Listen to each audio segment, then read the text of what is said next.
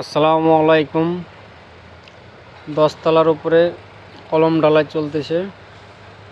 আপনারা অবশ্যই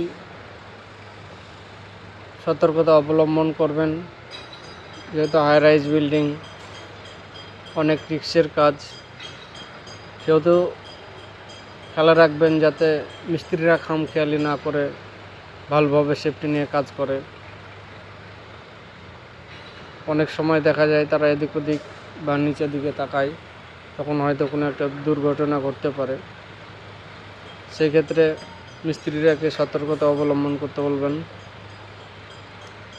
10 তলার উপর কলম ঢালাই চলতেছে।